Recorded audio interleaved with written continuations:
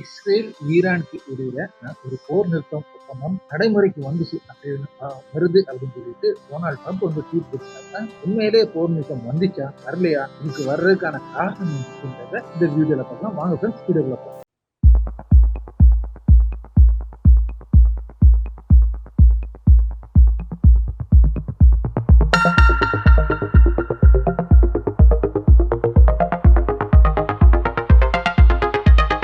Hi friends, welcome back to SJ Tamil Nadu செய்திகள் and நான் உங்கள் எஸ்ஜே.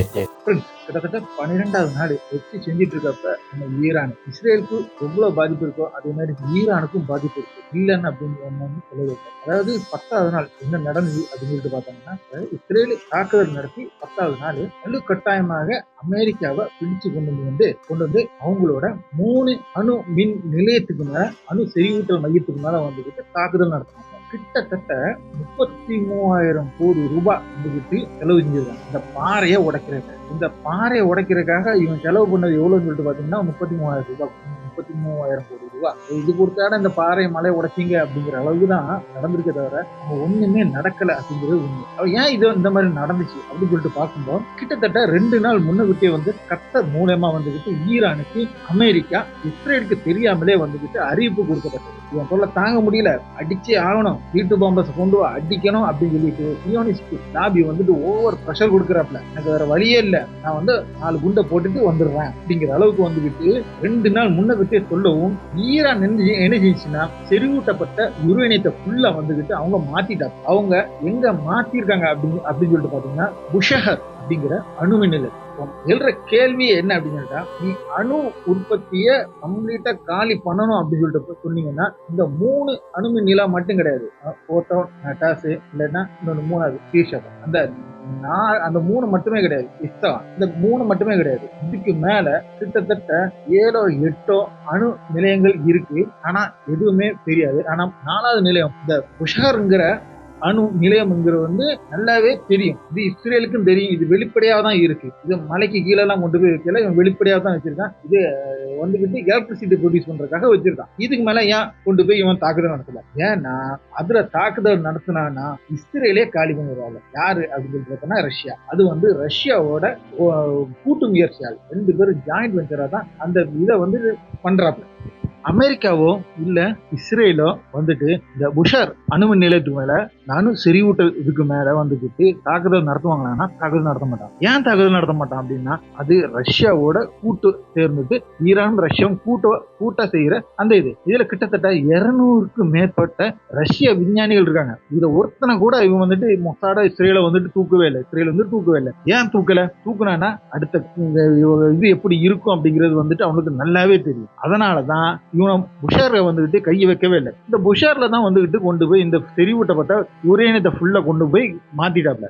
சேட்டலைட் இமேஜ் வந்துகிட்டு வெளியில வந்துட்டு இது 2 நாள் முன்னாடியே தெரியும். அப்போ ஒரு நாடகம் நடத்தின மாதிரி இஸ்ரேலுக்கு வந்துட்டு அந்த இதை இஸ்ரேல் பிரஷருக்காக வந்து தாக்கிட்டு போயிட்டான். சரி, தாக்கிட்டு போனானே கத்தர் வந்துகிட்டு சமாதானம் பேசும்போது கிட்டத்தட்ட ஈரான் சொல்லிட்டாப்ல, இது வந்துட்டு சரி வராது. ஏன்னா அமெரிக்கா தாக்கிட்டு போயிட்டான். அமெரிக்கா தாக்கிட்டு போய் இப்ப நான் வந்துகிட்டு இப்போ விட்டு கொடுத்து இப்போ ஒரு போர் நிறுத்தத்துக்கு வந்தானா அது என் இறையாண்மை பாதிக்கப்படும், ஈரானோட இறையாண்மை பாதிக்கப்படும். அதனால முடியாது, நான் வந்துகிட்டு பேஸ்ல அடிப்போம், அமெரிக்கா பேஸ்ல நான் அடிப்போம். அதுக்கு சம்மதம் என்ன செய்ய, நீ சம்மதிச்சாலும் சரி சம்மதிக்கல, திருப்பி அடிச்சானா பெரிய போரா மாறும், நிறுத்திட்டானா விட்டுருவோம் அப்படின்ட்டாங்க. அதன் அடிப்படையில வந்துட்டு நேத்து வந்துகிட்டு அடிக்கிறதுக்கு ஒரு கிட்டத்தட்ட 6 மணி நேரத்துக்கு முன்னகிட்டே வந்துகிட்டு கத்தருக்கு விவரம் கொடுக்கப்பட்டு, கத்தர் அமெரிக்காவுக்கு விவரம் கொடுக்கப்பட்டு அமெரிக்கா சம்மதிச்சு அப்படியே ஒரு நாடகம் மாதிரி தான் வந்துகிட்டு நேத்து ராத்திரி, அதாவது நம்ம இந்திய டைமுக்கு வந்துட்டு ஒரு 12 மணி இருக்கும், கத்தரு, குவைத்து, பஹ்ரைன் சொல்லிட்டு எல்லா இடத்துக்குமே அடிச்சிருக்காங்க. சில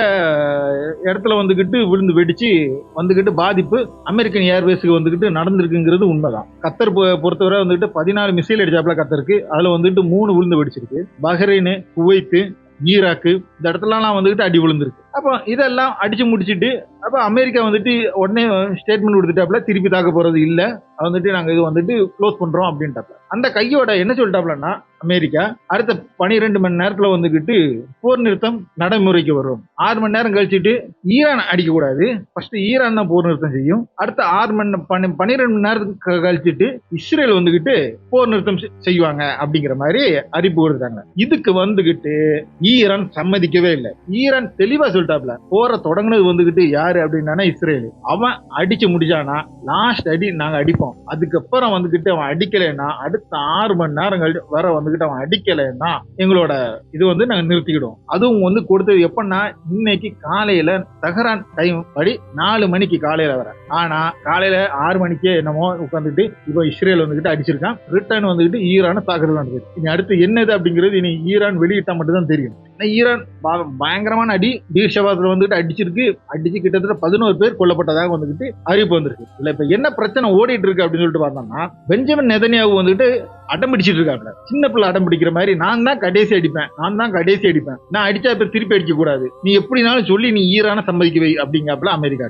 ஈரான் பிடிவாதம் ஒரே வார்த்தையில் சொல்லிட்டாப்ல, அவன் தொடங்கினா நான் முடிச்சு வைப்பேன், அது எப்ப முடிக்கணும்னா அதை லாஸ்ட் அடிச்சுட்டு நிறுத்த சொல்லி அடுத்து நான் முடிச்சு வைப்பேன். அப்புறம் அக்ரிமெண்ட் அப்படின்னு சொல்லிட்டு சீஸ்ஃபயர் அக்ரிமெண்ட் சொல்லிட்டு வரும்போ நீ அடிக்க கூடாது அப்படிங்கிறதுக்கு வரணும்னா அதுக்குள்ள டேர்ம்ஸ் அண்ட் கண்டிஷன்ஸ் எல்லாமே வந்துட்டு வேற, அதை வந்துட்டு நாங்க வந்துட்டு அறிவிப்போம். அதுக்கப்புறம் தான் வந்துட்டு ஒரு முழு போர் நிறுத்தமே வரும் தவிர தற்காலிக போர் நிறுத்தம் வேணும் அப்படின்னு சொல்லிட்டு பாத்தீங்கன்னா இதுதான் அப்படின்றாங்க. இந்த கண்டிஷன் கீழே இப்ப வந்துகிட்டு பெஞ்சமின் நெதன்யாகு நினைச்சா மட்டும்தான் அந்த போர் நிற்கும். அவன் நிறுத்திட்டாப்ல அப்படின்னு சொல்லிட்டாங்கன்னா முடிஞ்சு. இப்போ வந்துகிட்டு காலையில வந்துகிட்டு கிட்டத்தட்ட நம்ம இந்தியன் டைம் படி வந்துகிட்டு ஒரு 8:30-9 மணி பக்கத்துல வந்துட்டு லாஸ்ட் அடி அடிச்சிருக்காப்ல பீர்ஷபாவுக்கு ஈரான். இதுக்கு ரிப்ளை அட்டாக் வந்துகிட்டு நெதன்யாகு அடிச்சானா போர் இனியும் தொடரும், இல்ல நெதன்யாகு விட்டுட்டானா நெதன்யாகும் இஸ்ரேலும் வந்துட்டு தப்பிச்சு. அதுதான் இப்போ உள்ள கணக்கு. நீ என்ன செய்ய போறாங்க அப்படிங்கறது வந்துகிட்டு நீ இஸ்ரேல் கையில தான் இருக்கு. என்ன நடந்தாலும் இதுல ஒரு மிகப்பெரிய காமெடி என்ன அப்படின்னு சொல்லிட்டு பார்த்தோம்னா 33,000 கோடி ரூபாய் கொடுத்து பாறை உடைச்சிட்டு போயிருக்கான்